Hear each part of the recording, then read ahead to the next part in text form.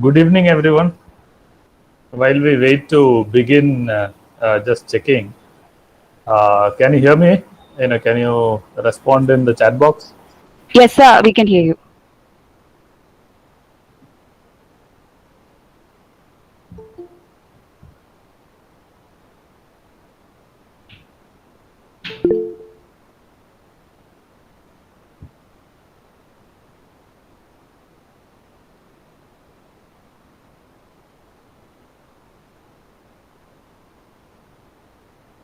Sir, shall we begin? Yes. Okay. Okay. Before we begin, just for me to get a sense of how many of you are from the, which semesters are you from? Can you type in the chat box so I get an idea?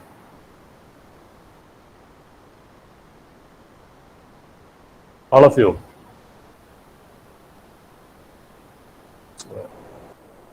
7 is 2,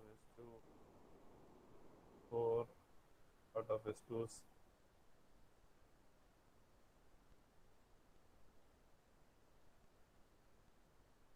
Lot of entrepreneurs from S2, I think.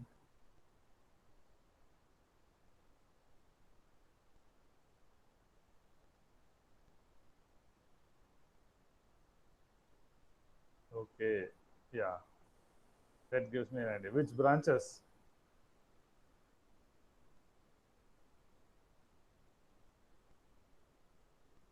CS, PC, civil, mechanical, EC, mechatronics. Okay, mechanical.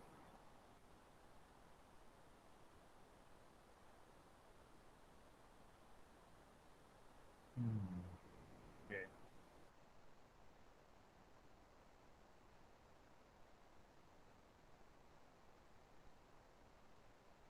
Good. That gives me an idea.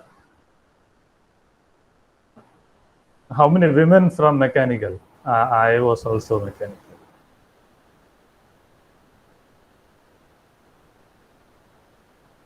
It looks like things haven't changed much in several years. No women?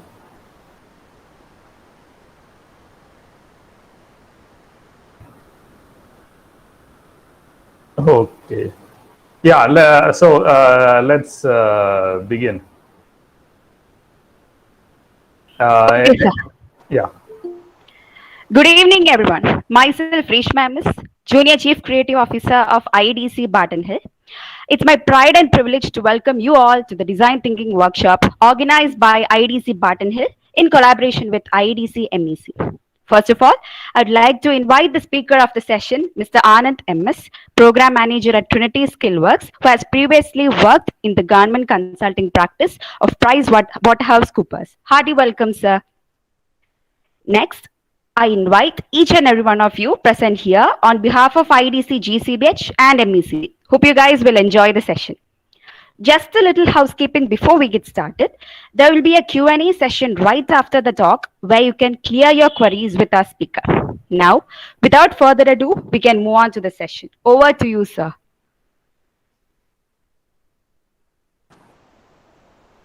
Thank you, Reshma. Thank you, everyone, for turning up. This is very interesting. So many people who have an interest in entrepreneurship, definitely. Maybe a good number of you might someday become entrepreneurs. I guess maybe a few of you might already be in some small ways. But yeah, anyway, this is exciting. And so to give you some background about this presentation, so a few years ago, I was working at a company, and so I was having a conversation with one of the division heads in our company, and she was telling me that they have an R&D division, and they have several engineers in the R&D division, and So she thought, they were all very good engineers, very good, capable people. But one difficulty she was facing was that we are all engineers and we like the technical stuff so much.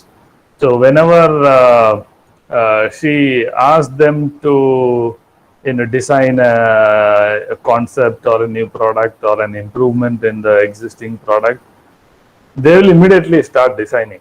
They'll jump into what material to use or what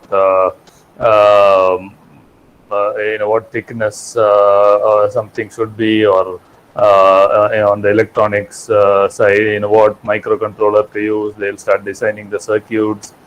So that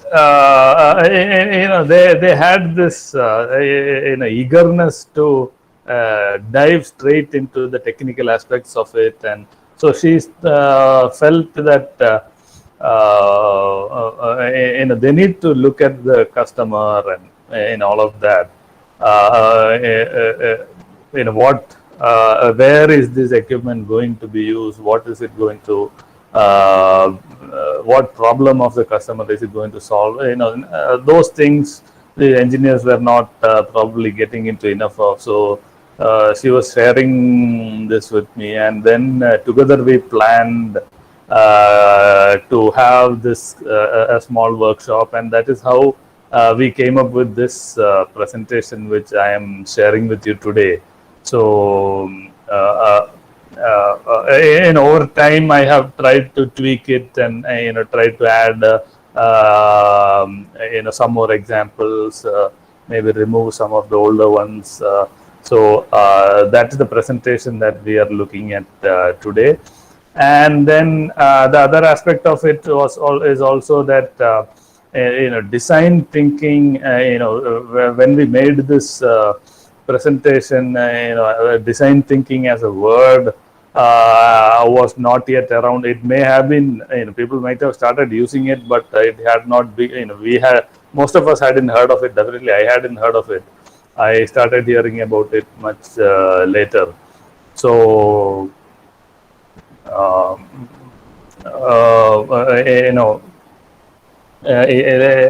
we later realized that a lot of what we were talking about it is very much related to design thinking. So yeah, so that is a little bit about the background. So yeah, let us now get straight into the presentation.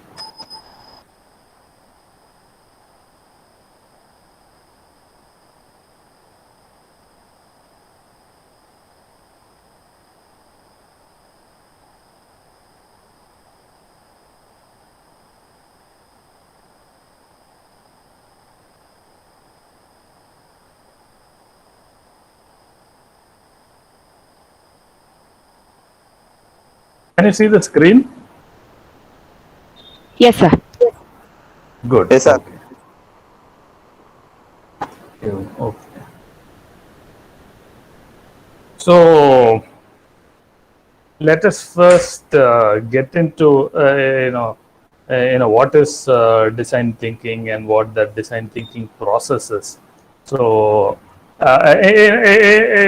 recently, in the last couple of years, especially, people have started using this word so much that it has become almost like a fad, and you start wondering what all the fuss is all about.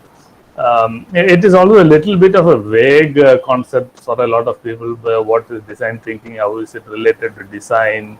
When we think of design, we think of maybe drawing pictures or making something that is beautiful. So how is it related? So I don't want to get into definitions, but design thinking is a process that how do I put it? It is a process for problem solving. So what is problem solving then? Any kind of problems. you can, is there a process, a step-by-step process you can follow so that you can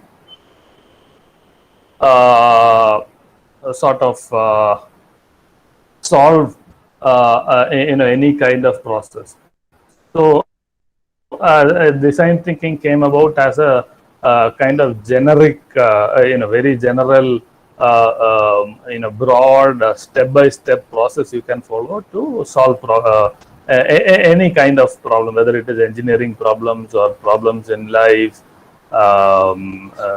business problems, whatever. So let us dive straight into it. It is a kind of like a 5-step process. So the first part is empathize.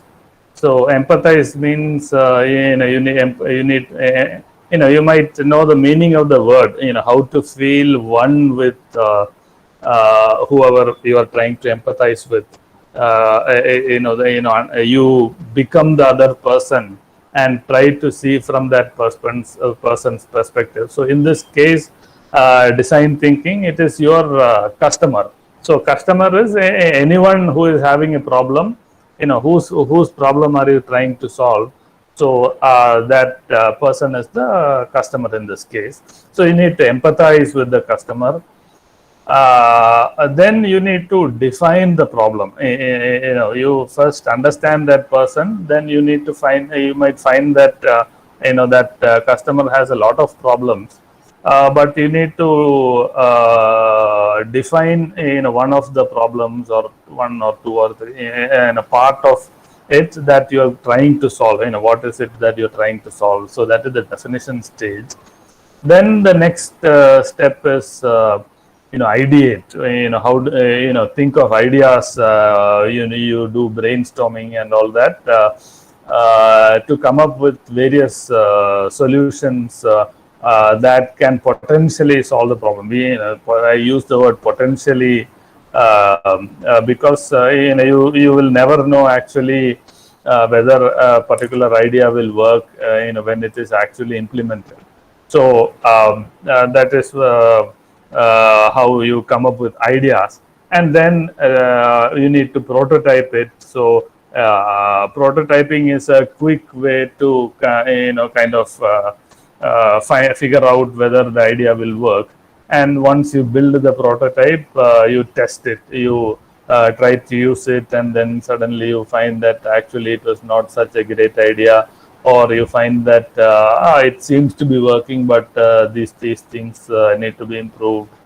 So that is the testing part. And then usually you'll have to go through this process all over again in cycles, which brings us to the next step. So especially if you are from the computer science background and software engineering background, you might have heard of the term agile, agile methodology. And again, agile methodology probably started off as a computer engineering, a software engineering term. Actually, if you look at the history, agile started off in manufacturing, agile manufacturing, and in a Toyota production system and things like that. But then later that term probably was adopted in software engineering also. But anyway, the main concept of agile methodology is that you follow an iterative process. Each step you do, then you try it out, then you find that there is some mistake, then you follow it again, and this whole cycle again is repeated. So that is the agile process. And then when we superimpose the agile process onto the design thinking methodology, so you get something like what we are seeing in this figure here. So once again, let us reiterate this. The design thinking process is very simple. You empathize with the customer, then you define the problem, you ideate, ideate, you come up with ideas, you make a prototype, and then you test it, and then you repeat each of these processes again and again until you come up with something that you are satisfied with. So this is the design thinking process, and yeah, that is about it. So that is design thinking for you in a nutshell. I think we have. I don't want to go much into this whole methodology, and today we are going to actually focus a lot on the empathizing part of the design thinking process, which is considered to be the most important step in this whole process. If you know your customer well, and if you can understand his problems well, then coming up with solutions to the problem usually is considered to be very easy.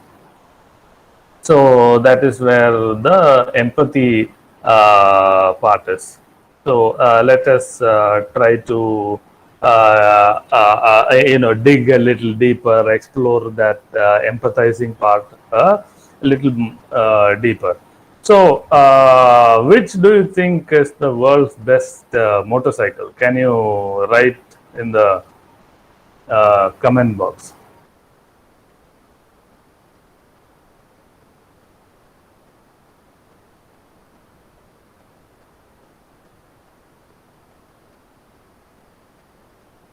I am not seeing any responses.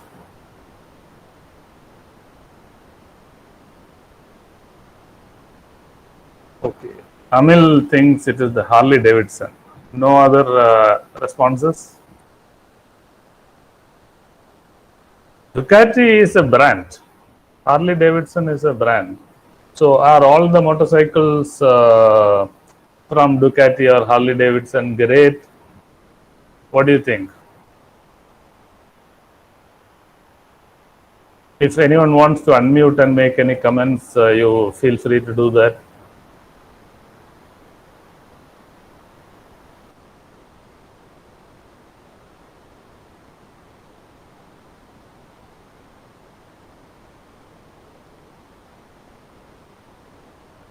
No takers?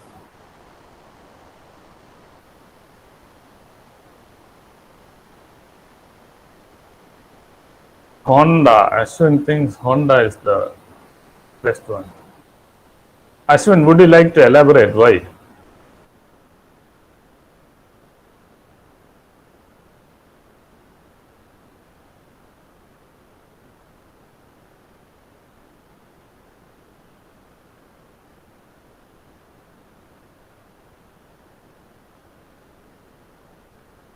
Or Anil?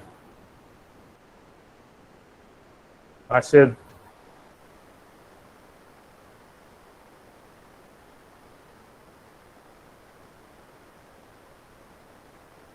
Okay. Anyway, so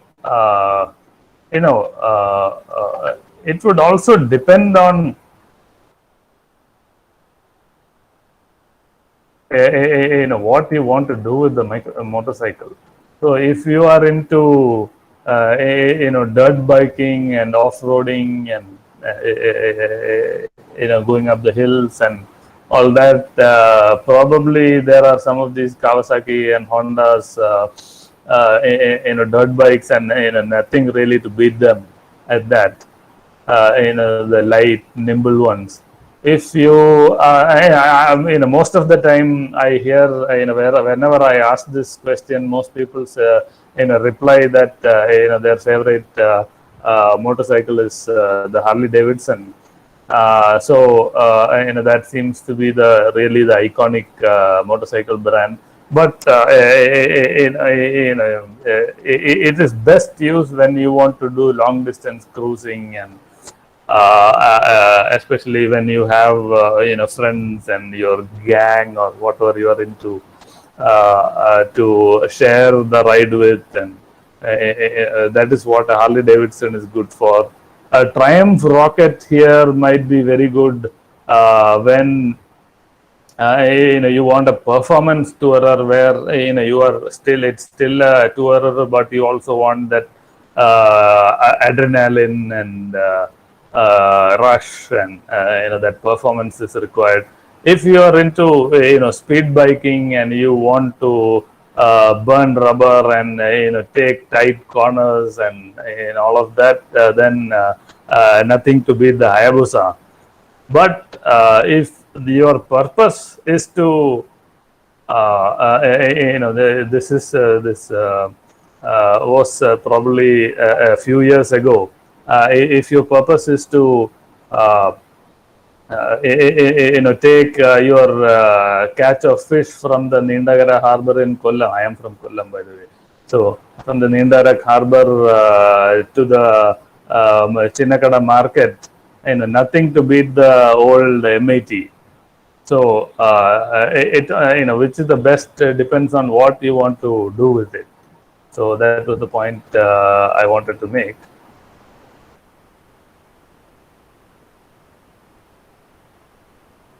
So yeah,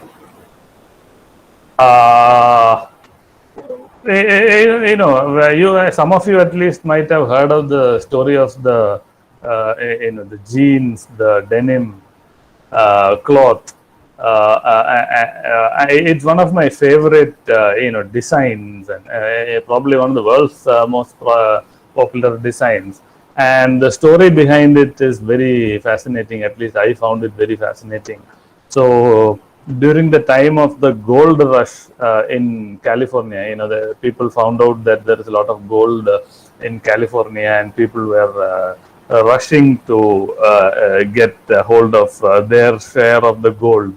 So people were mining all day, and so it was very hard work, and they found that their clothes were getting worn and torn. So they wanted something that would last. So they started making trousers out of the tent canvas cloth that they were using. So that is how this thick material came to be worn.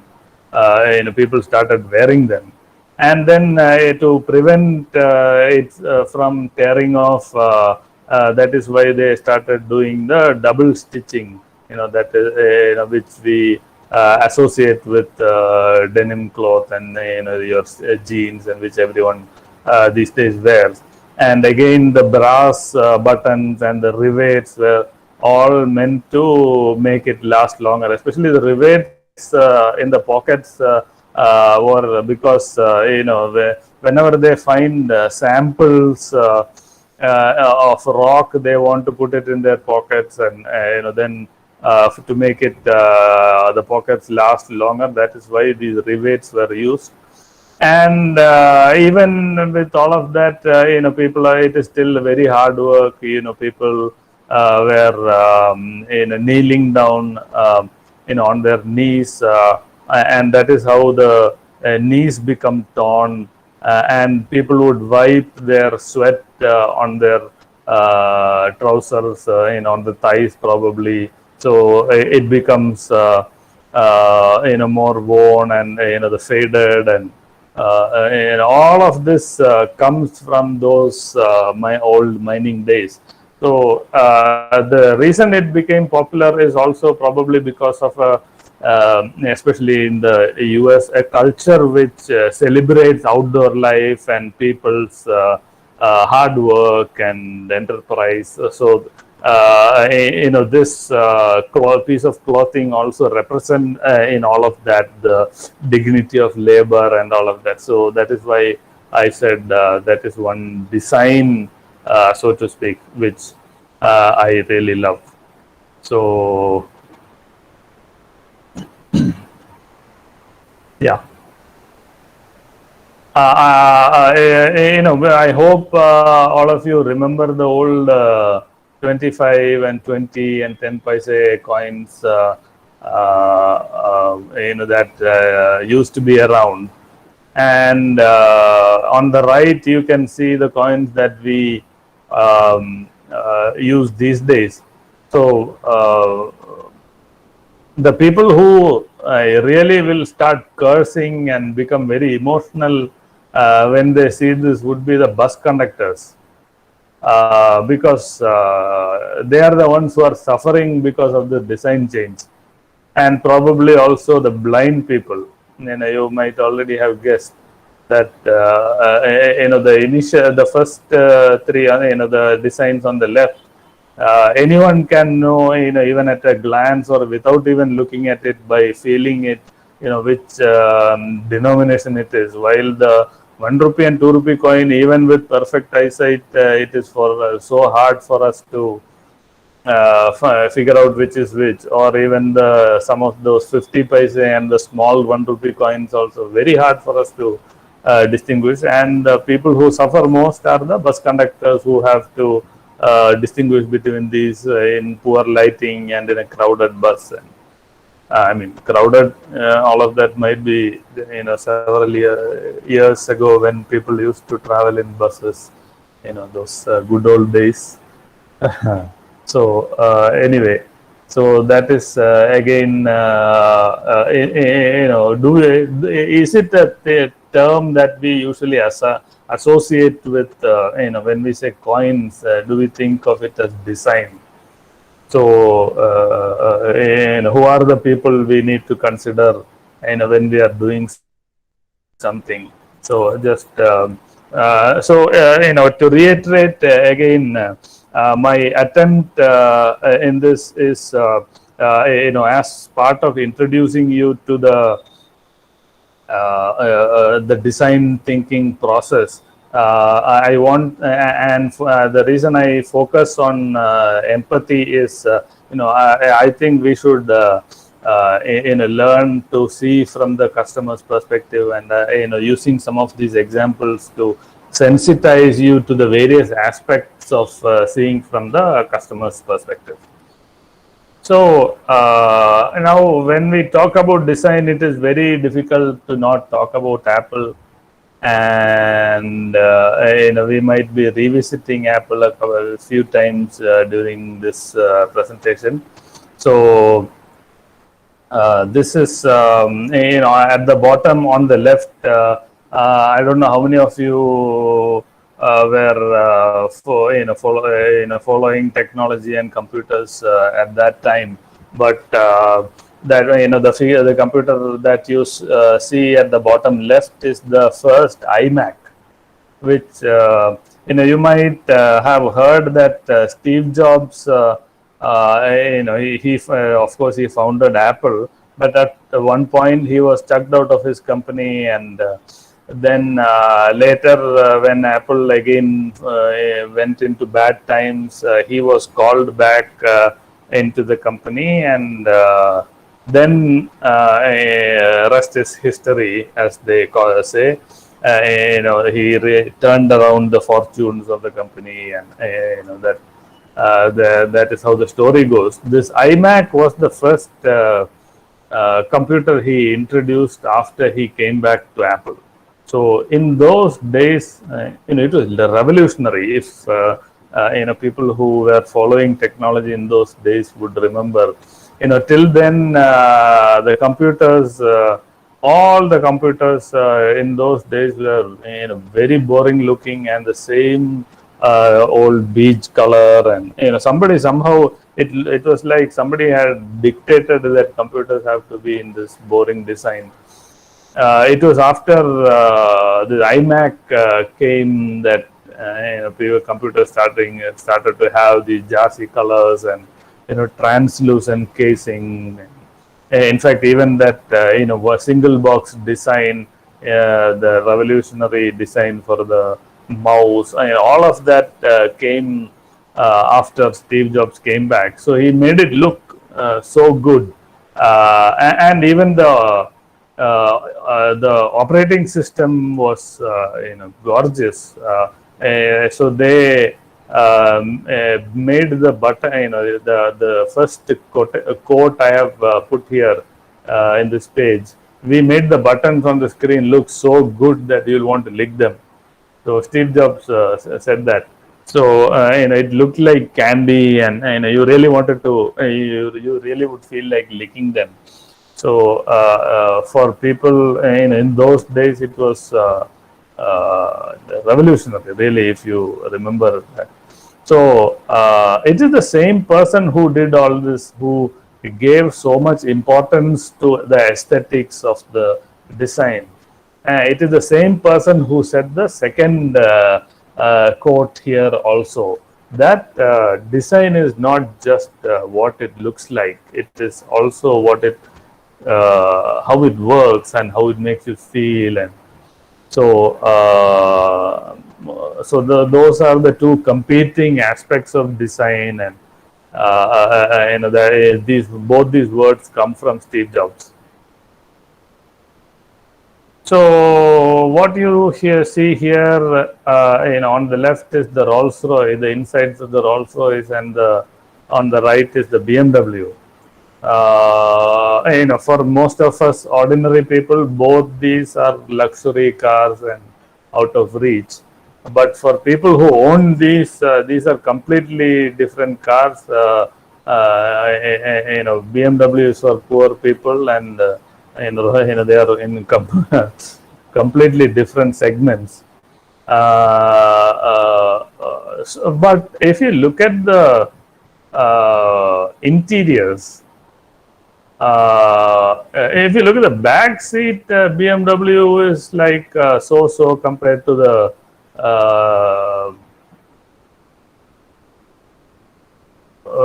Rolls Royce, but the front seat of the Rolls Royce looks a little Spartan and plain. Of course, the wood finish and all that is nice, but compared to the BMW, it looks a little Spartan.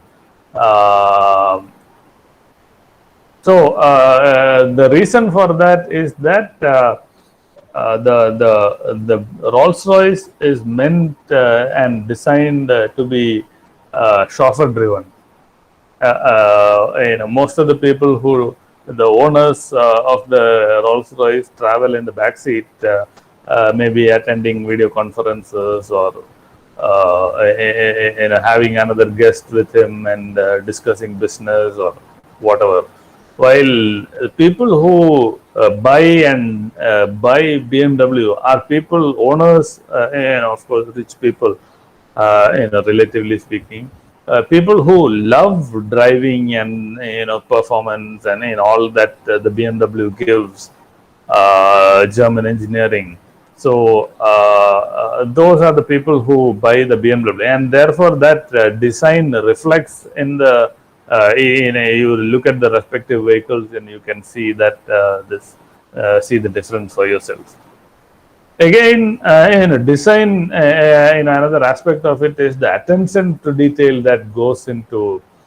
You might have heard about the umbrella that is there in the door compartment of the Rolls Royce, and at the end of the handle there is even a very smartly embossed Rolls Royce logo on it, and it's a really nice umbrella, and it is put inside the door.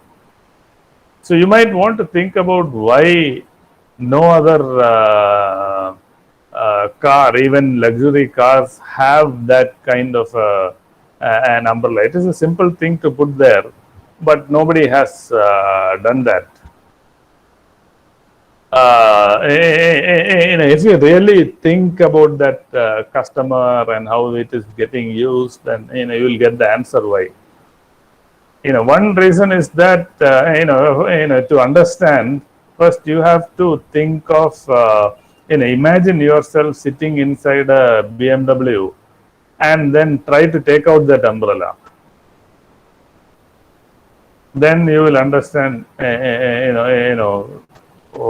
You might also want to remember that the Rolls Royce is a very big car, really long, and even that door is fairly large, and when it is open, you simply cannot reach the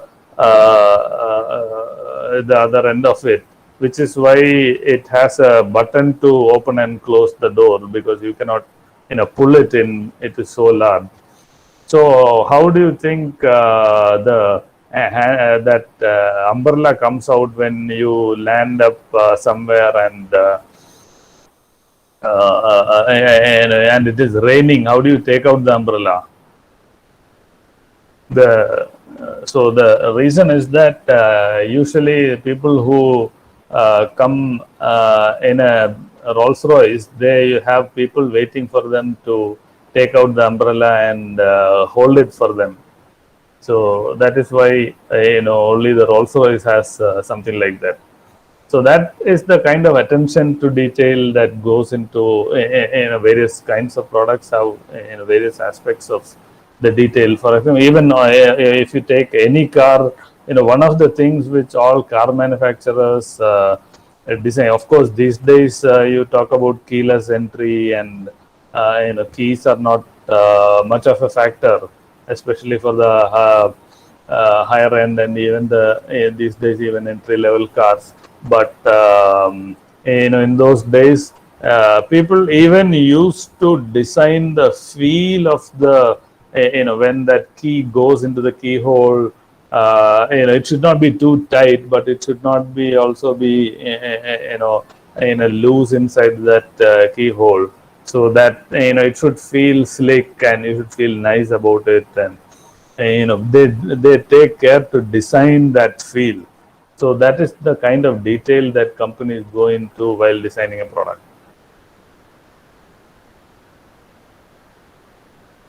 I think all of you are familiar with the iPad and not just iPad, but the tablet computers as a product. These days we are all familiar with it. But if you follow the history of the tablet PC, several companies had attempted to do this at various points in history. I think one of the earliest was the Palm, not the earliest, but one of the most famous attempts and was the Palm Pilot, which it was a good attempt at that time, but obviously didn't succeed much. And then during the late 90s, I think, or early 2000s, I forget, but there was even an Indian company which came out with a product called the Simputer, and so even that had a touch screen and things like that. In 2001, Windows came out with its tablet PC edition, which you can see Bill Gates launching it. But none of us remember the Windows tablet PC. We all know the iPad. We all know we know about tablets which came after that. But it was really the Apple iPad that established tablet PCs as a category. So why do you think the iPad was successful and let's say the Windows tablet was not so successful?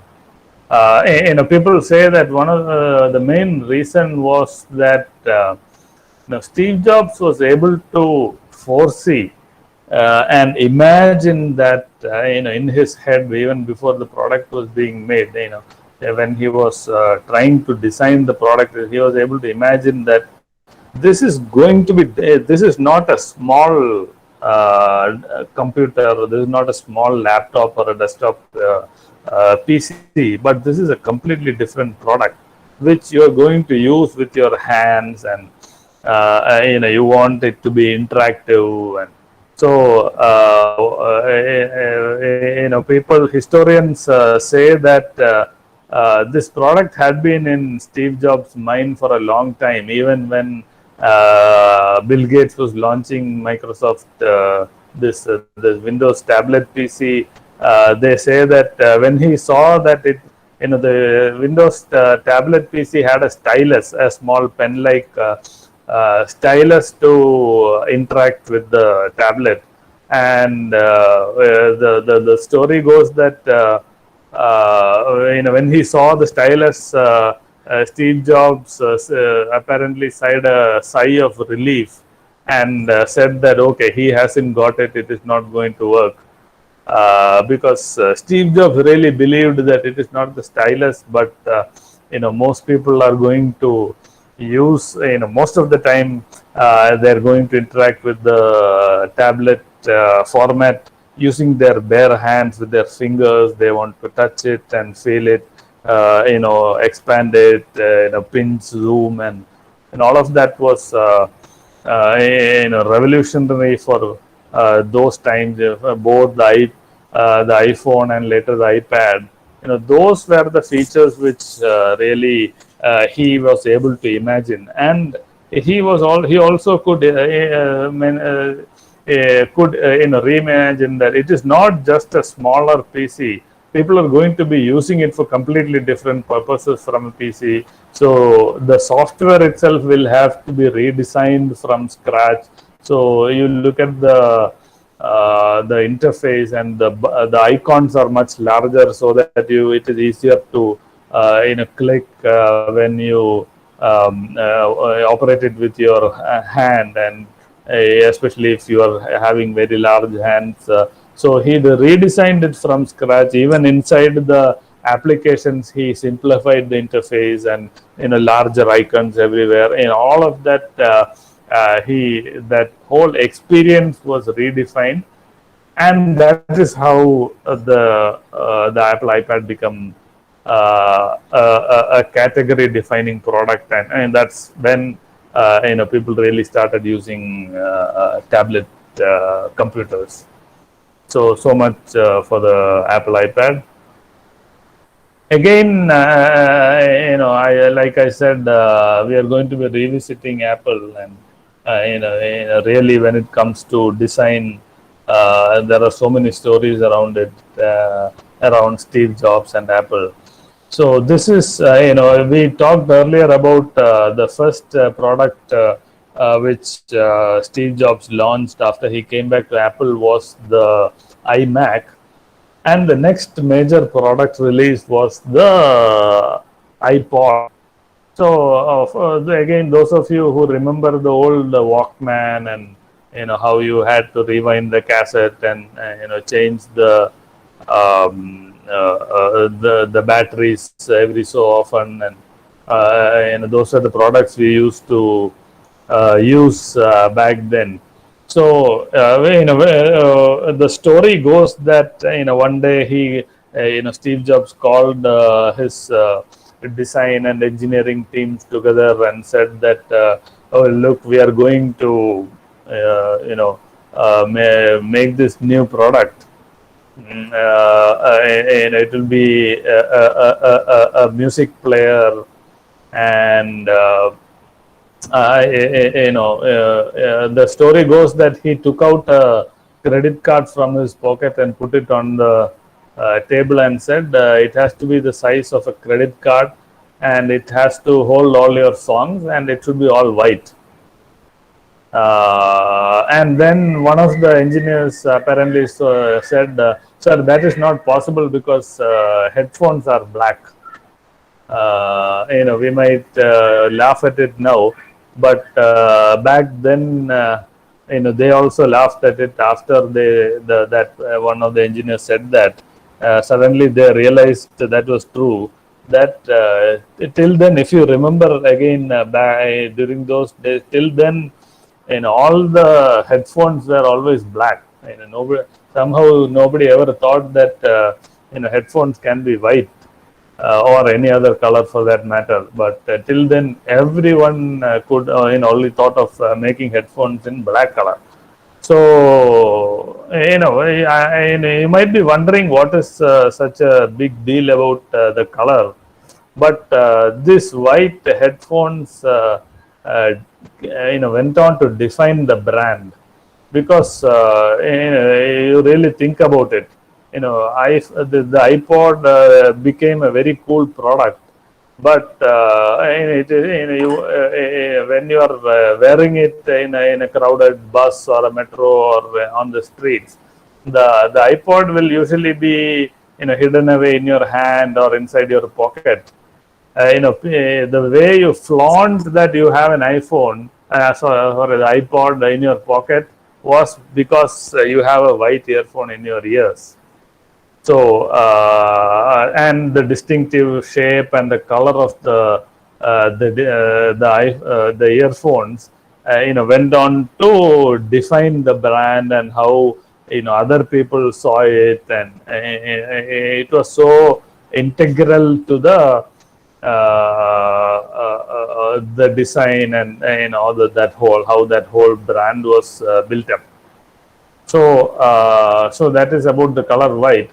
And then the size of a credit card, and it has to hold all the songs. And so when people thought about the engineer said that cannot be done. How can such a small device hold all the songs? You know that those days there were these cassettes, and then there were a compact disc, and those are the technologies available in those days. So they said, the engineers pushed back, saying that cannot be done. And then Steve Jobs said, if you cannot do, I'll fire you. I'll bring people who can do it for me. But that is how I want it.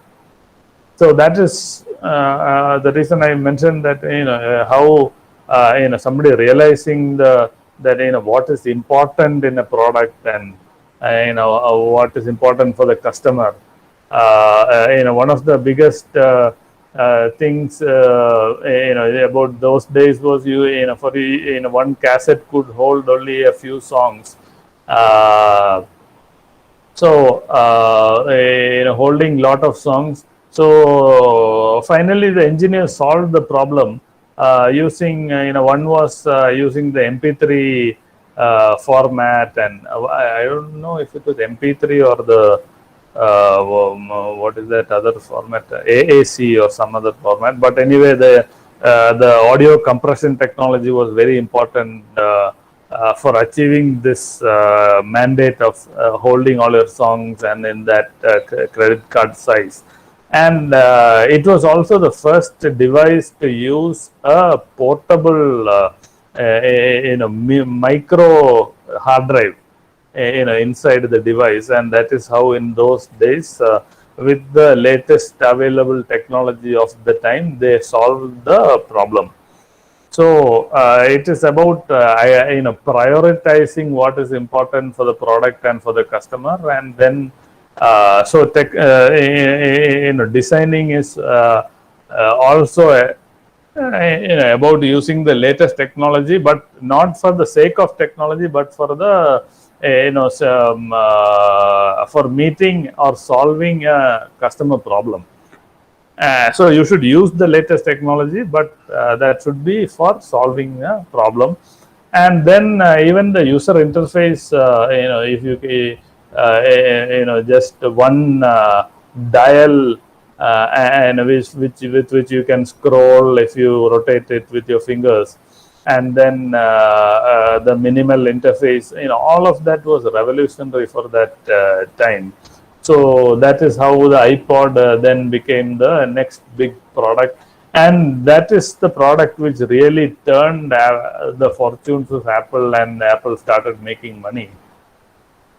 But I want to add that one related product called the iTunes was also very important for the success of that product. Now the software, iTunes, in those days, what it enabled was, a couple of things. One was it is a very intuitive, very easy to use software for syncing your playlist between your computer and your let's say you are going out on a trip, or depending on what mood you are, you might want to load a different playlist and set of your favorite tracks, all that into your computer, so into your iPod.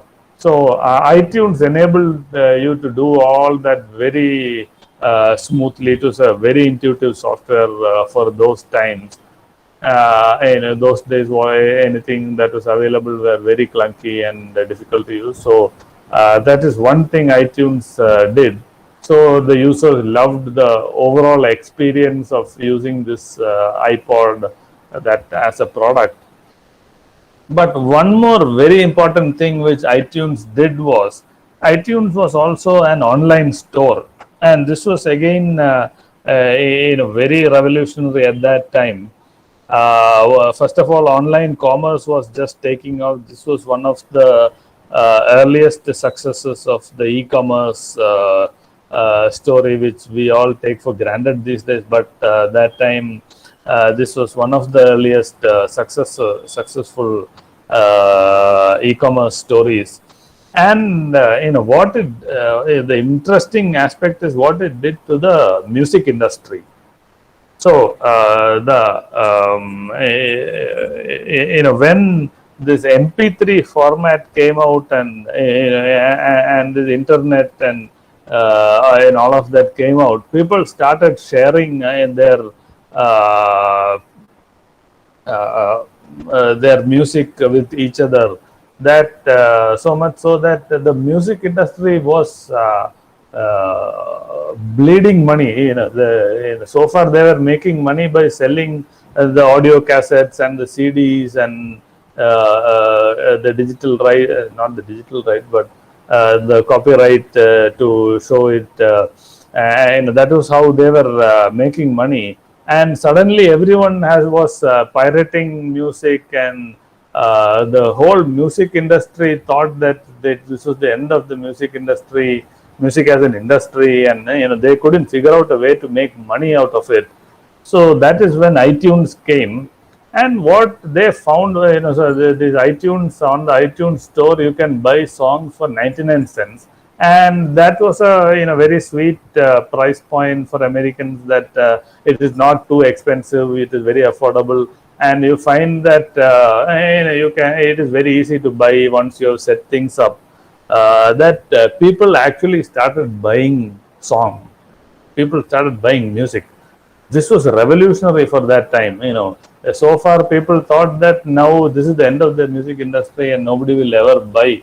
But iTunes showed that people are willing to be ethical, and it is not that people wanted to pirate and steal songs from others, but till then there was no easy way for them to buy songs.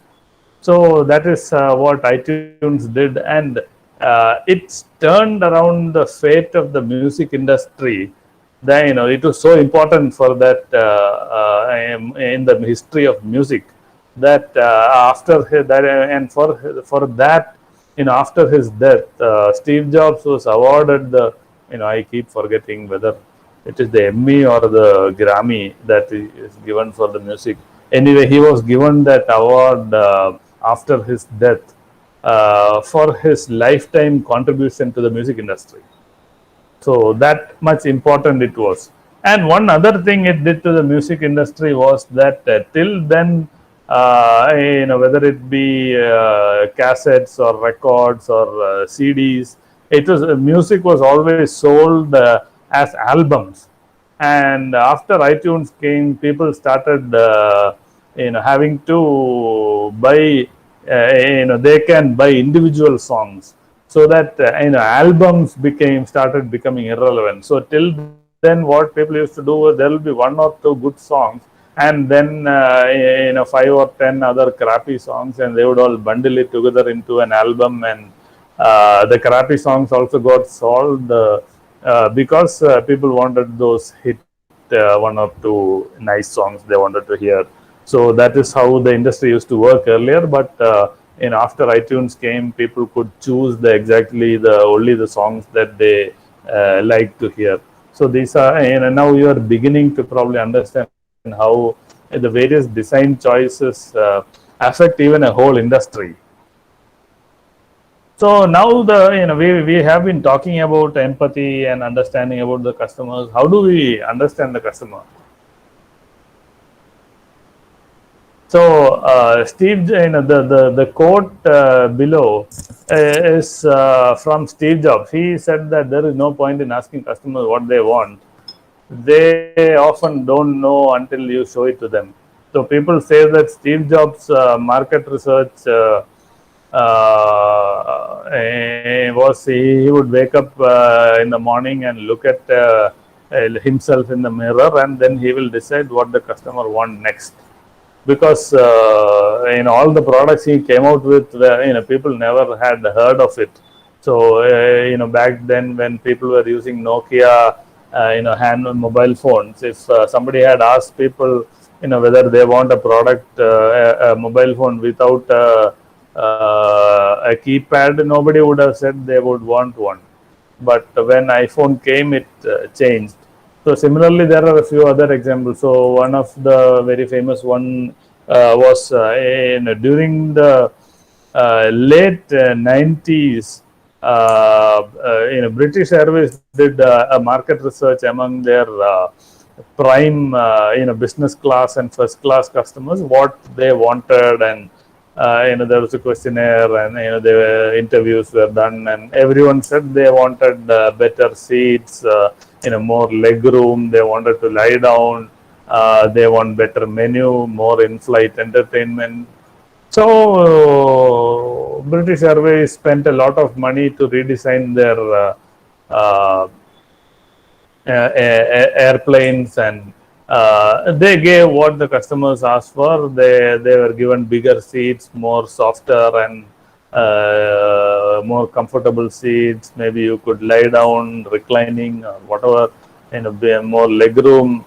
More options in in-flight entertainment. Everything was given, but what's changed during that,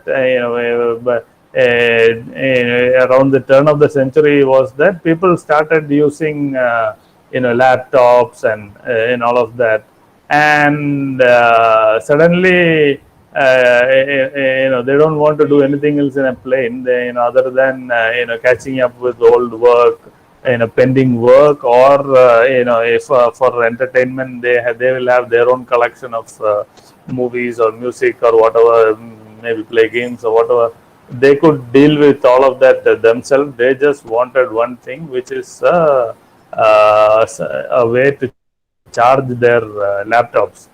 And British Airways couldn't provide this to their customers for a long time, because they had spent a lot of money redesigning their planes already, that cabin, the first class and the business class cabins already, that they could not afford to, they calculated what it would cost to once again redesign, per plane it would cost so many days, it had to be taken away to the garage, and so it would cost this much, and then so much in a lost revenue, and multiply all that by the total number of planes they had, and then they figured out that they might as well put up with a few unhappy customers than bear all that cost. So that is what sometimes happen when you ask your customers what they want. Similarly, one of the biggest failures people say in marketing was the new Coke. So this was, I think, during the 80s, when always there is this fight and competition between Coke and Pepsi. And around that time, Pepsi came out with a big marketing campaign showing people in malls and on the streets, people were blindfolded. They were given blind tasting tests for between Coke and Pepsi, and they were asked which they liked better, and Pepsi was winning. So Pepsi made a big marketing campaign out of it, and it was really affecting Coke. And so there was huge meetings and discussions, and so the Coke management, they decided they have to do something about it, and A lot of research and development went in, and they experimented with new product, new flavors, and they did market testing, and so finally they came out with a new Coke, which was winning the blind test again back from Pepsi. Coke was winning, so they came out with the new Coke, new flavor, new design of the bottle. You might remember, how iconic the Coke bottle is, and so this everything was new about the new Coke, and they launched it, and customers hated it. They really revolted, and they said they want the old Coke back. And that is when Pepsi realized that actually people loved the old Coke. And in spite of what the Pepsi ads were saying, in blind tests, people actually loved the old Coke. And I don't remember those times, but people from those times say that they all remember it is one of the most iconic marketing failures. If people who are studying marketing all hear about this story, and they say that is how the new Coke was withdrawn from the market, and they came out with the back again with the old Coke. So that is what happens when you listen to customers. But it is not to say that market research does not have its value. So, one other example I can think of is, Big Bazaar. When again Big Bazaar revolutionized the IT, the retail space in India. So they came out with that particular format of supermarkets, and it was designed like a bazaar, where Indians love hustling and bustling in the market, and then the Indian housewives and the women, they like to go take the grains of rice or the dal and everything in their hands and see for themselves that how good the quality is. So they love doing all that. The Big Bazaar team figured out. So the whole the supermarket was designed therefore to feel like one. The aisles were particularly small, and all of that. So around that time, they brought a consultant to look at the design of their stores. And the customer came, the consultant came into the one of the stores, and then suddenly he started crawling on his knees and started going around, and people were wondering what was happening. And then he finally stood back up and said, I was trying to look at it how the kids would see it. When a kid comes into the supermarket, and if you look at under the shelves, they look ugly, and you don't even paint many of the time. So I'm just saying how that listening to the customer and the market research can give us interesting insights. And so the initial examples I said was only to caution. Definitely market research can be very important, and it can give you great insights. So the point I want to make is that it is not that the act of doing the market research, but more importantly that you have to listen to the customer. Again, coming to the next story, again, it might be apocryphal. Nobody knows whether this is a real story or not.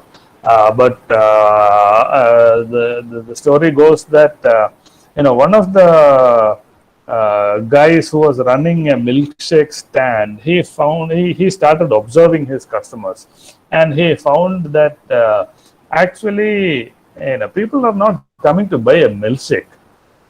They are they use the word hire. hiring a milkshake. They are coming to hire a milkshake to satisfy some other need of theirs. So he started, when he started observing his customers, he found that some of his customers are during the morning time. These are professionals. They're in their mid 30s or 40s. People who are going to work, and they got up late, and the traffic is really bad, and they haven't had breakfast, and so they, on the way to work, they grab a milkshake. One is it to serve as breakfast, but also it's a long drive, and the traffic is really heavy. So they want to while away the time. So it should meet these demands. So he made a milkshake. So these are people in their 30s and 40s. So they are conscious of their health, and so he made it low fat. Of course, low fat and low sugar, if that is possible on a milkshake, but let's say, lower than the normal one. So he reduced the calorie of that, but he also made it thicker than usual, so that two things. One is because it is going to be taken away, they want the people who are buying it, they want it to last longer because it is a long drive, and they want something to do, sipping, taking sips one after the other. But also, making it thicker made sure that there were lesser number of spills happening when you are stopping in stop and go traffic. And they apparently even put on a cap on top of it, all of that, so that the spills are avoided. And then another group of customers he observed was that they come in on Sunday a little late in the morning, and towards the noon, a little before the lunchtime. And these people come as families. And what was happening was, he found, in America, if you have gone there, they would say, Sunday mornings are usually the time when everyone is going shopping. They go to their Walmarts or the Kmarts or Macy's or wherever is their shopping, and they take their kids along, which the kids hate it. They want to probably sit at home and watch cartoons. So they'll say, we will buy you milkshake. So that's why the parents come to so the parents are hiring the milkshake as a bribe for the kids. And what do the parents want? So they want the milkshake to be over soon, so that they can go back home, after the shopping. So he made it in such a way that it gets over quickly, when the kid takes it.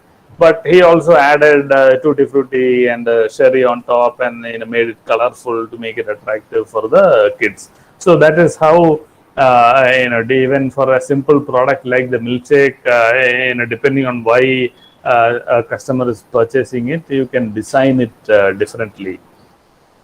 Again, when we think about design, we often think of it as very high tech and complicated, and but usually the best designs and the simplest ones. The wheel is probably one of the earliest inventions of man. And even back then, the wheel was used to carry other things. It was never for the wheel. But nobody ever thought of attaching the wheel to the luggage itself. So the wheel trolley, the luggage trolley was invented relatively recently. If you think about it, it took thousands of years for people to really figure it out, and for this product to become so often some really revolutionary designs can be very simple. Design is also like Steve Jobs said, design is not what it looks like. It is also about whether is it useful. If it is not useful, nobody is going to use your designs. So this the knife on the right is actually my mother's knife from our kitchen. So She even has a few other interesting knives. Somebody gifted her for, when they went abroad or something.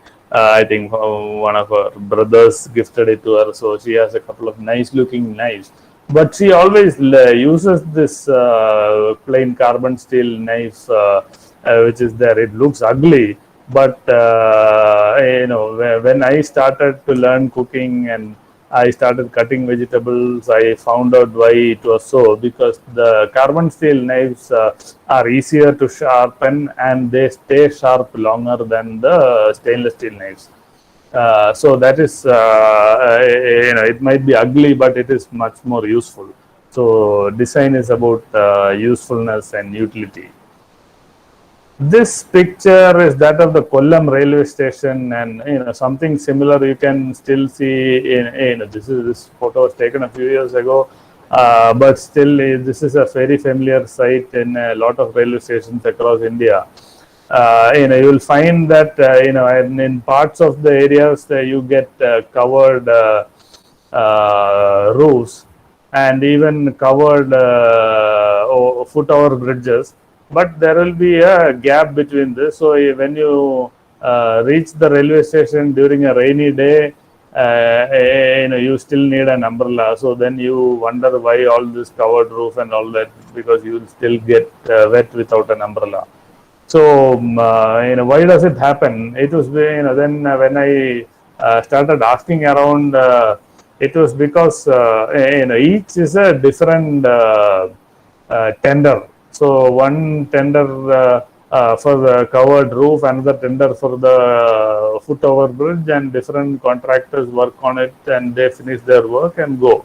So who thinks about bridging that gap? And unless somebody consciously thinks of it and then make sure that both these people collaborate and work together, so that these two things match perfectly, this is what will happen. So design is also about usually how collaboration between various stakeholders happen. Design is also about imagining the big picture. So this is the Delhi Metro. When it was launched several years ago, our own, our favorite Metro man, E. Sridharan. So he was behind the success of the Delhi Metro. It was one of the finest works of engineering in a long time. India is not at all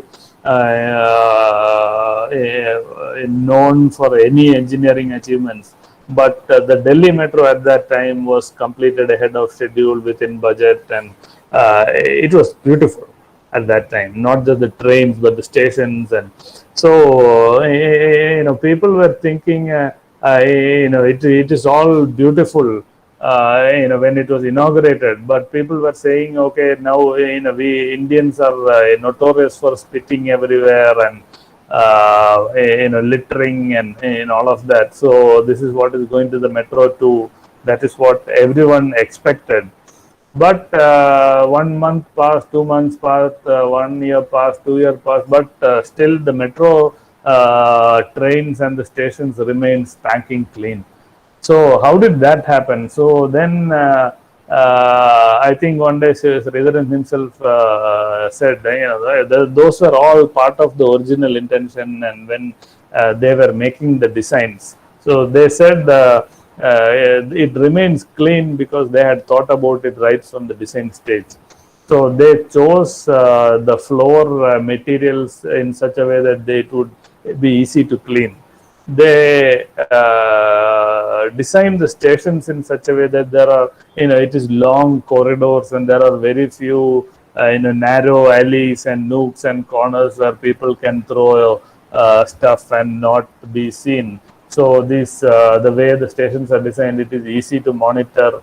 If you go to the Delhi Metro, you will realize how easily you can get fined for littering. There's a very high chance that you will get fined if you litter. So it was all designed to be like that, and even they made sure that there were no shops inside the metro stations. It was designed in such a way that people were supposed to come into the metro station, get into train, and get down at the next station and get out. They were not expected to hang around and then munching chips or peanuts or whatever, and throwing stuff around. The stations were defined in such a way that there were only specific entrance and exits, and you had to punch your card, and so there is no way you can be loitering around the station, and there are no except for I think those major interchange stations. I forget the names of the stations.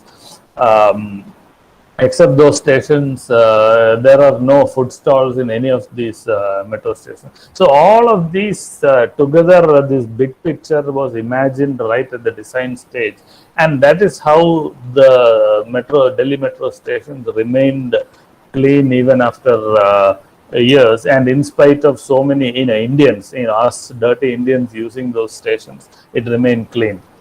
So that is about the big picture aspect of design. Design is also about when we say big picture, it is also the whole ecosystem. So, for example, when the CNG autos were launched in Kochi, we have people from the Model Engineering College also here, and Kochi. You might be familiar with all the discussion around the CNG autos and their problems. So the reason the auto rickshaw was chosen was because CNG stations are not easy to install. So the auto rickshaws are usually running within a certain distance. You don't typically use auto rickshaws for long distance travel. So it is used within the city. So that is how auto rickshaws were chosen to implement CNG initially. And so that is how CNG was rolled out. Even now, in spite of all that, there are a lot of challenges that they face. Similar is the challenges with electric vehicles, electric autos. Although you might have seen that they have started appearing, the charging infrastructure hasn't yet started appearing at the desirable pace, you can say. I know that KCB is working on it and all that. In one of my previous jobs, actually, I was fortunate to be involved in a lot of discussions when I was working in a project with the government of Kerala about how to promote electric vehicle ecosystem in Kerala. So I know that the KCB is working on it, and they are coming out with more charging stations and how to promote it. So let's hope that that will come. I also wanted to mention about how Tesla did it. When they came out with their cars, they realized that the charging network is what is going to be the game changer. So Tesla invested in its supercharging stations, and I think they built around 2,000 supercharging stations around the country along most major highways and then inside the major cities. And during the initial period, they even gave it, the power was given free to their customers in order to increase the adoption of their cars. So that is how important the ecosystem is, and unless you think of the ecosystem, you may not be able to, your product might be beautiful, it might be very good, but unless the ecosystem is put in place, your product will not sell. Again, design also determines people's behavior. So on the top, you can see on the left, there is a laned highway, and on the right, you see the typical Indian road. So at least on the laned highway, the way it is designed, you can at least avoid head-on collisions. Of course, this is India, and even we can have head-on collisions even in a laned highway because we go through the wrong side. but still, statistically speaking, the number of head-on collisions at least would be lower in a laned highway. So you can, by design, you can change people's behavior. Similarly, the picture in the bottom is that of Indians are infamous for spraying and painting our walls in spit. So this is somebody clever. You can see it in various parts of India. People painting the pictures of gods, on the walls, so that people don't spit on them. So design can influence people's behavior. Design is also very important, right from the design stage. And unless you think of the cost, you will not be able to come out with low cost products, especially when we are designing products for developing markets like India. You need to think of the cost first and then start designing. So if you look at the quote at the bottom, after you design and come out with the product, then if you try to reduce the cost, it is like trying to stop a charging bull by holding its tail. So you need to think of the cost right from the beginning. You have or might all have heard of the story of the Tata Nano, how Ratan Tata challenged his team to come out with a car which cost 1 lakh. Of course, it did have its own share of problems and challenges, and by the time it came out, it was a little more costlier than the 1 lakh. But for those times, it was a revolutionary product. They rethought a lot of concepts to meet the original cost expectations. So similar is the story of the GE ultrasound machine. When they came to India, the cost of the ultrasound machine was, I think, about 30 lakhs plus. And they were selling only 4 or 5 machines. But the GE was one of the earliest companies to invest in R&D in India. If you go to the John of Wells Technology Center in Bangalore, it was one of the earliest R&D centers of foreign companies in India. Much before all this IT revolution and all that came, GE had come to India. So the engineers there worked really hard to bring down the cost, and they came out with the next version of the ultrasound machine, which was costing about 4 or 5 lakhs. And they started selling hundreds of those machines. And then you can see the second picture there. I think that is called the V-scan or something like that, which was not only much cheaper, it was also very compact. And now they started selling thousands of it, so much so that this machine is now being called as the modern stethoscope. And they also found that this is cheap, but it is designed for India and Indians, but they found that it is also working on foreigners. So it is being a very popular product for them. So that is how it is a good example of how you need to keep the cost in mind right from the design stage. Again, another aspect of Ford was testing out their autonomous vehicles.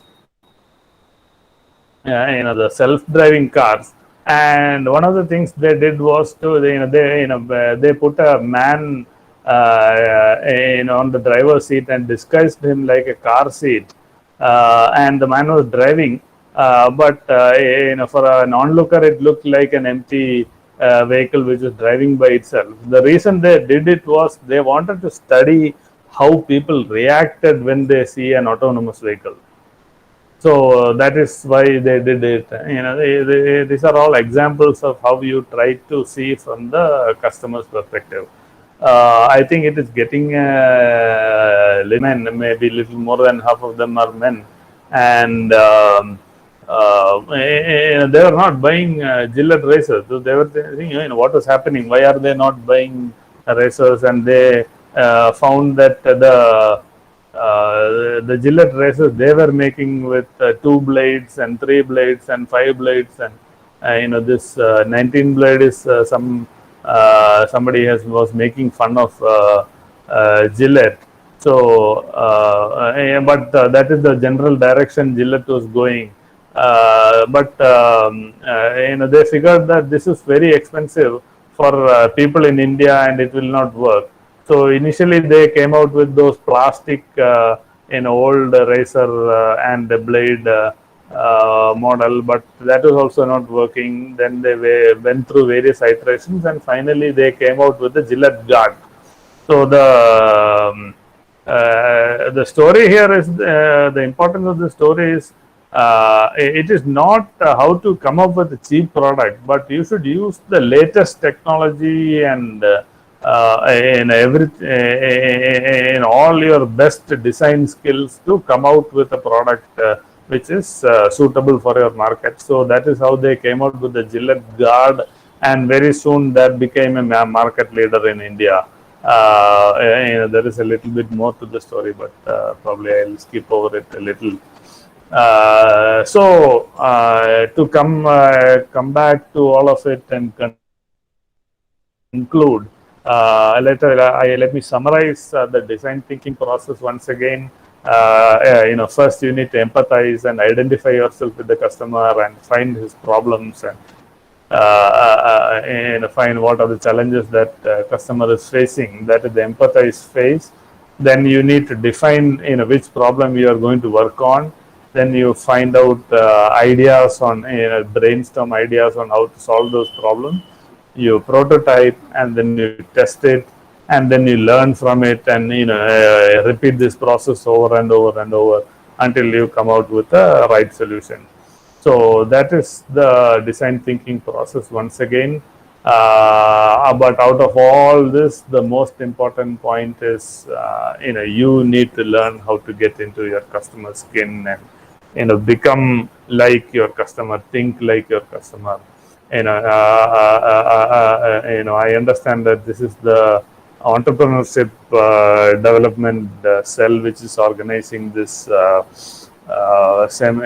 series of seminars and workshops for all of you. So I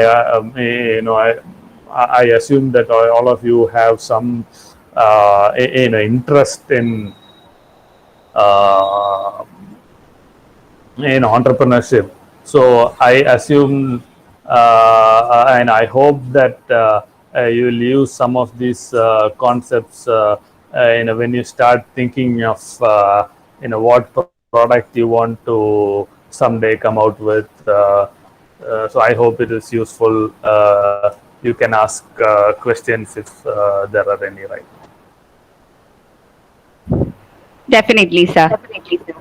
Thank you so much for such a wonderful and informative session. I hope every one of you have got a clear idea about design thinking and its various aspects. So now it's time for the Q&A session. You can either unmute and ask the questions directly, or else you can use the chat box too.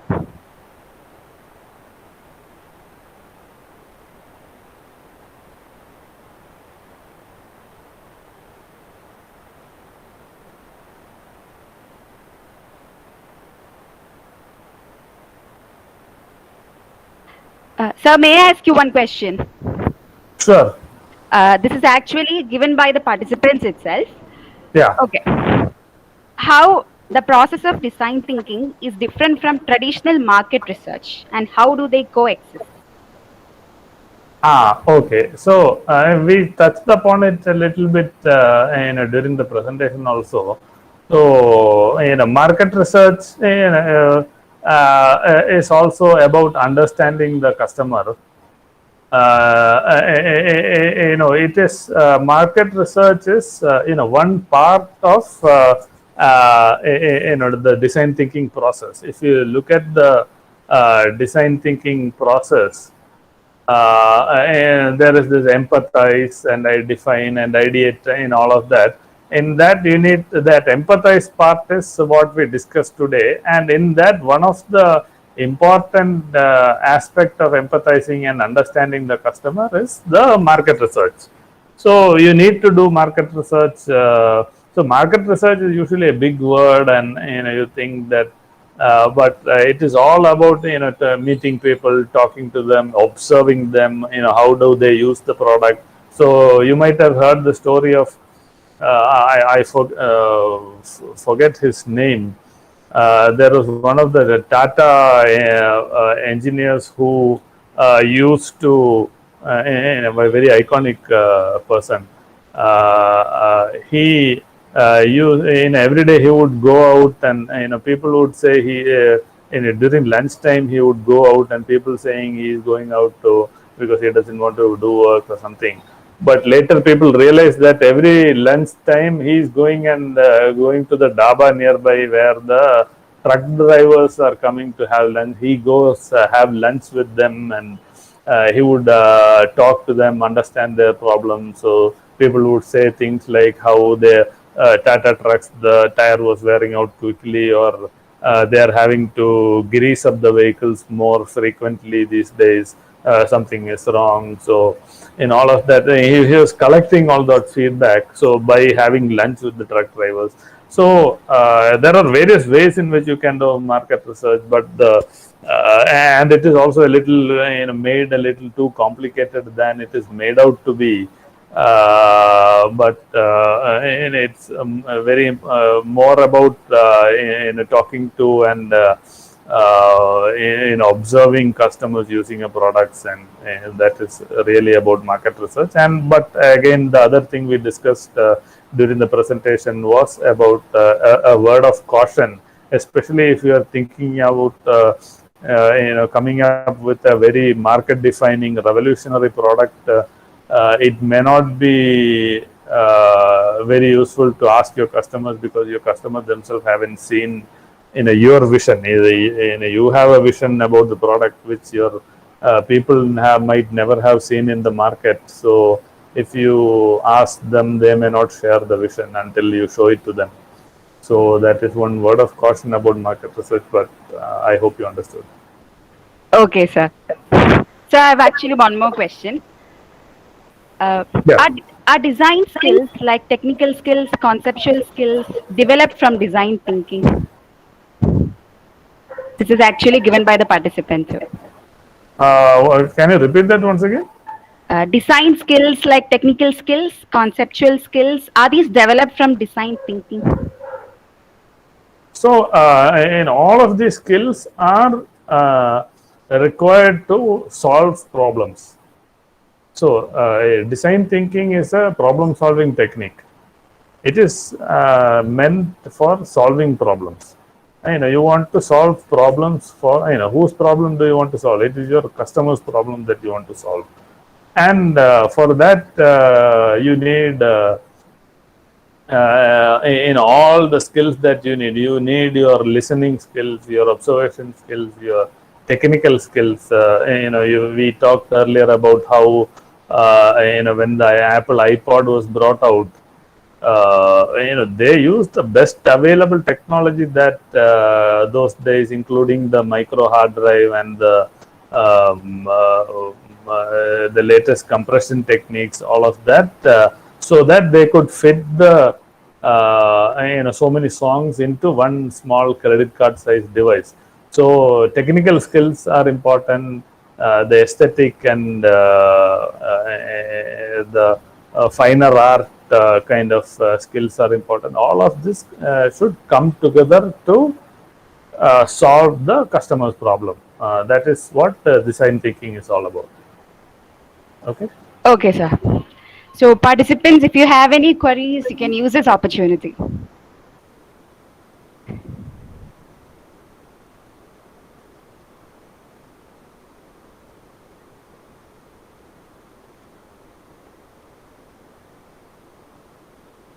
I guess the concept is clear, sir. Nobody's asking questions. So, Okay. Shall we move on to the next session? That is the evaluation test. Okay. So I'll make nothing much here. So in order to learning a new concept is not much use unless you try to put it into practice. You need to practice any new skill that you acquire, and to help you do that, we have come up with a small exercise. It is very simple. You need to think of any product that you like. It might be any one brand or a product that you like, and think of what are the things you like about it. What are the what problem does that product solve? Why does the customer buy it? What are the other alternatives in front of them? We have like that. A few questions are there. So I think the organizers will share the questionnaire with you. I don't know if they have already shared it, but otherwise you will all get it very soon. And then you can fill it up. How much time do we have? Till 9 p.m. actually. Till 9 o'clock, and you can fill it up. I will take a look at it and overall give you a summarized response to all of that about how well you have understood it, highlight some good insights which some of you might want to share. So yeah, we can do that. Sir, actually, there's some question in the chat box. Yeah, let me see. Yeah. Good. So the empathize part of design thinking process, does that require direct communication with the customers? People are more likely to open up when they are contacted in person. But how far is that possible? Isn't it a time-consuming process actually? Yes, it is time-consuming. It is difficult. It can be very costly depending on how big your scale is. But the question is it important, and will it be more costly if you don't ask your customers, or you don't observe your customers close enough? If you don't understand your customers, how do you develop the product? If you develop the wrong product and if nobody wants to buy it or use it, that is also costly. So it is all all of that may be time consuming, difficult, costly, but none of that matters. If you don't understand your customers, your product will be lousy. So yeah, I mean, I don't have to say that. Yeah, but yeah, good that you asked. I hope that answers whatever you had in mind. And then I think a lot of companies fail to solve this problem. How we can solve the problem of not everyone like to wear helmet? How to redesign and make it to use for everyone without redesign the Motor Vehicle Act? Okay, this is an interesting problem. So, why do people not wear helmets? So, the first question is, why should people wear helmets at all? So, it is about safety and all of that. So, but why should it be enforced? If it is safety, isn't it a personal choice? But that is where the role of the state and government, and what is the role of the state, you can get into very heated debates, and it can even become political. And so let us not go there. Let us assume that we all agree that people need to be encouraged to wear helmets. So how can we get more people to do it?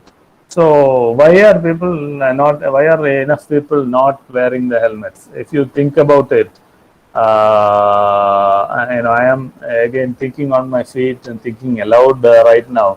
So one reason would be that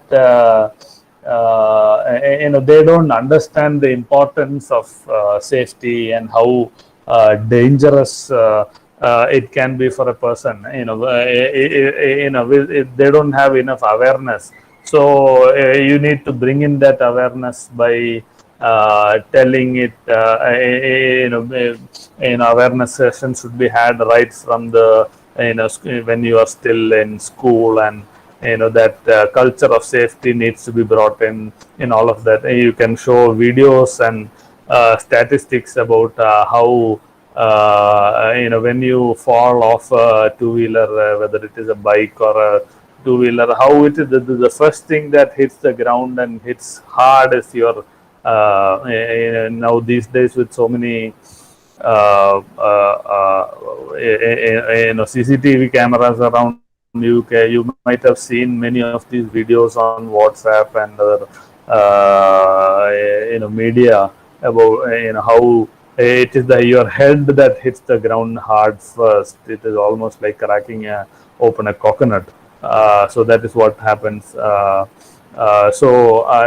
wearing a helmet can reduce the probability. It will not prevent 100%, but how it significantly reduces the probability of you be spending the rest of your life either dying or even worse, you spend the rest of your life like a vegetable, just lying on a bed and unable to do anything. So, that awareness is the first part. But the next part is also, one of the difficult thing about, that is where the observation of the people and people's behavior, one of the difficult things about the helmet is it is very difficult to store. If you are on a bike or a scooter, of course, after the Honda Activa came, at least the Activa has some way to store it under your seat. But most other two-wheelers don't have that facility, and you have, especially the bikes, you have to hang it on the rear view mirror, and then it might get stolen if you leave it there, or the crows will come and crap on it. So then you don't want to wear it when you come back, all kinds of problems. Or otherwise, you have to carry this helmet on your, under your arm everywhere you go, whether it is in your class or if you have to go into a meeting, you're going shopping. So all of that, so that becomes a problem. So that might be why, so two reasons we discussed. One is the lack of awareness and lack of understanding about the importance of helmet in your safety. So unless people understand it, they will not wear. And then even those who understand it, because of the inconvenience of it, especially the how to store it and all that. So if we can come up with good solutions for storing it conveniently without it getting wet or without it getting dirty, and without it getting stolen, I think maybe more people can be encouraged to use it. So that is my thought. Again, similar question, pedestrian safety, very good question. So some of you here might be, I hope, are civil engineers, and you might have plans for higher education in urban design and transportation design, and so how that is also something very dear to me. How urban design and transportation design helps to make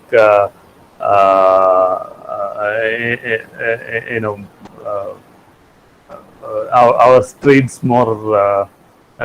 First of all, people friendly. Not pedestrian, not just, but people friendly, and we need to understand. So all that starts with understanding that our cities are made for people, not for cars and concrete and overbridges. That is not why cities exist. Cities exist for people.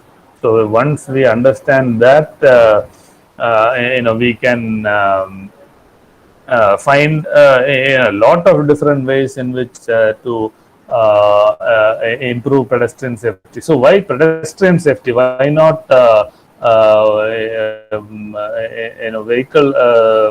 vehicle passenger safety? Because we need to encourage more people to be pedestrians and use NMT, non-motorized transportation mechanisms, so that you can reduce congestion, you can reduce pollution, you can reduce energy use, and you can encourage people to live a more healthy and active life.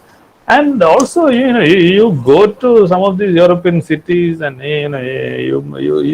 once you see for it, how beautiful and uh, experience it can be to to walk through a street which does not have cars and everything honking at you. Then you realize, how, what are we designing our cities for? Is it meant for cars and concrete and overbridges and subways and all that, or is it meant for people? Once we set our priorities correctly, there are a lot of things that we can rethink our design. So, for example, instead of having pedestrians having to jump down from the walkway and jump up again, let the vehicles jump. The pedestrian path should be made level so that they can walk smoothly. You might, I don't know if how many of you have heard of the Pondi Bazaar redevelopment project in the Chennai T Nagar area. It is one of the, you might know that it is one of the most popular shopping areas in Chennai. And what they did was, I think it was ITDP, one of the agencies which led that project, and funded by um, the Chennai Corporation, and I think also received some foreign multilateral funding also. So what they did was, it was a very wide street.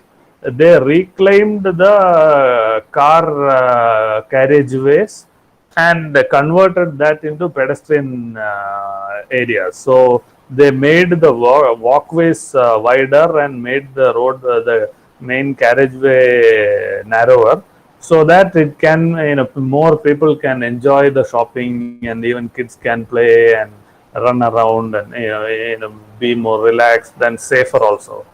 So all that comes from first setting our priorities. What are we designing? Who are we designing our cities for? Is it for people who are traveling in cars, or is it for people and for us to enjoy our convenient and safe life? So I hope at least some of you would take up interest in urban planning and transportation planning, and also maybe it could be some entrepreneurship opportunity might be there in all of that, or even if you want to get involved in your own city and citizen activism and things like that, you could get involved in your communities and advocate better design of our cities. So we could all do that. Then what is the next one? You said about the clean environment of Delhi metro. Cleanliness matters everywhere, especially in all public, be it roads, transportation system, etc. But how can design thinking be applied on these already existing sectors so that people will actually pay attention to cleanliness of one's own surroundings? So again, so the point I wanted to make was that there is no one solution.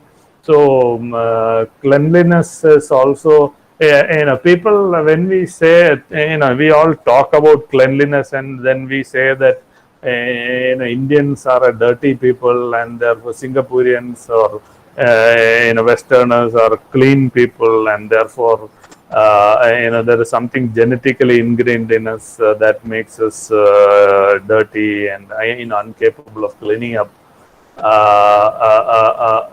What we need to understand is, these are all behaviors imposed on us by our, ecosystem and surroundings. And by changing that by design, one of the meanings of the word design is, intentional thinking. So if you intentionally think of, how to make this place cleaner, you can find ways of making it. One of the examples we saw was this, how people painted their walls with God's pictures to make it cleaner. And the other, one of the best ways to clean up a place is to keep it clean. If a place is clean, In a normal human behavior is, if a place is clean, you don't want to, except for some, real jackasses who need to be punished. But most people, if a place is clean, just like what happened in the metro, if the place is already clean, you don't really want to mess that place up, and so you will also cooperate in making that keeping that place clean. So that is one way of improving the overall cleanliness. Again, all of that would come from setting our own priorities, and as a society, and especially as a civil society, we are all engineers, and supposedly educated, and we have to take an interest in all of that and make our voice felt in how decisions are taken about the cities we live in our local communities, how these decisions, we are all especially when those of us belonging to middle class and upper middle class families, we hardly involved in our communities, myself included, to be frank. We hardly involved in our communities. We live inside our house, and whenever we go out, we only contribute to all the mess rather than being part of the solution. So once we have that mentality, once we start engaging, I think we can find ways to solve these problems. It all starts with having your priorities right. So, but the point I wanted to make is that it is not that we are in somehow genetically incapable of cleaning. It is the same Indians who go to Singapore and behave, or they go to some other country and behave. One is, of course, how the enforcement works, but it is also about how that whole place is designed to be kept generally clean, so that it is easy to keep it clean. And once it is clean, you don't want to mess it up. So it is also about design. I hope what I said makes sense. Anything else?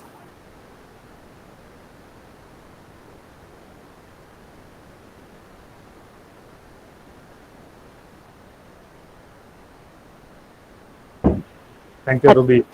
Thank you, sir. I hope participants has got their doubts cleared. Okay. As has mentioned earlier, there will be an assessment. The link for the assessment will be provided in the chat box itself. You have to make sure to submit them within 9 p.m. Only those who had submitted the form within the time will be receiving the certificates. So once again, thank you so much, sir, for the session. And thank you all for making this event a huge success. Sir, do you have anything else to say to our participants? Nothing. Thank you all. I think thank you for turning up, and I hope at least some of you will come up with your own product or service ideas and become entrepreneurs. That is what the IEDC is all about. So thank you for all of you, my friends from both Barton Hill and Model Engineering College. So thank you.